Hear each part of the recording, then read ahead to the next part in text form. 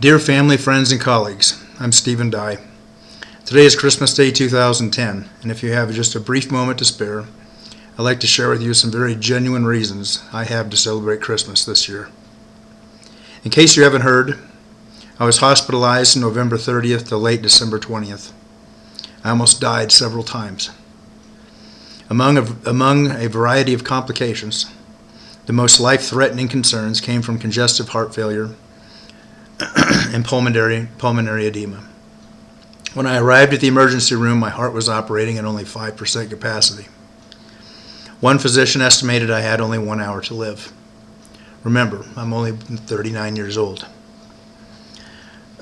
Perhaps fortunately for me, other than the ambulance ride, I don't remember many details about this event. But while I was unconscious, I was intubated, shocked 4 times, chemically paralyzed. My heart was chemically stopped and then restarted, and I was scheduled for a tracheotomy on the same day I started breathing on my own without the ventilator. For more than a week, I was the youngest patient on the floor, yet I was also the sickest patient on the floor. Over the course of a few days, over 21 pounds of fluid was taken from my chest and the rest of my body due to the congestive heart failure. I was swollen up like a balloon. At one time, I had over 20 bags of fluid feeding my multiple IVs. There are many more details, but this is the short list. The long list with all the details can be recalled by my devoted wife, Lisa, who barely left my side for the 16 days I remained in the intensive care unit. Through Lisa's faith, a multitude of people were inspired, both at the hospital and elsewhere. Most doctors and nurses addressed her on a first-name basis. She was my advocate when I literally could not speak for myself. Even in the midst of watching me win and lose the battle for my own life, Lisa remained faithful in prayer. I was born at 4:44 in the morning in 1971. While I was unconscious, my family and others organized a 444 prayer club to gather and pray for my healing, the family, the physicians, the nurses,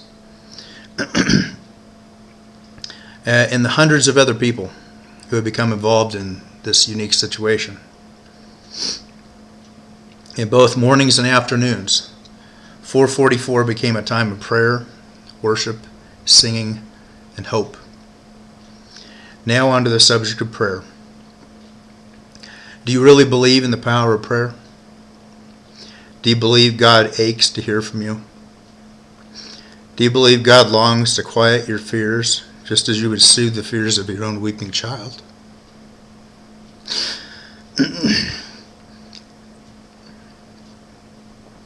The events in the past 3 weeks have renewed my belief in the power of prayer, and not so much due to the miraculous physical healings I experienced.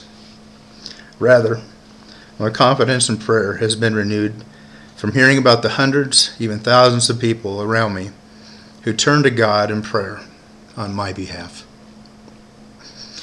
Through personal visits, letters, telephone calls, text messages, emails, website blogs, and several groups of Facebook communities, I am both humbled and awed by how many people prayed for me and my family through this traumatic experience. Essentially, today is my 5th day since leaving the hospital.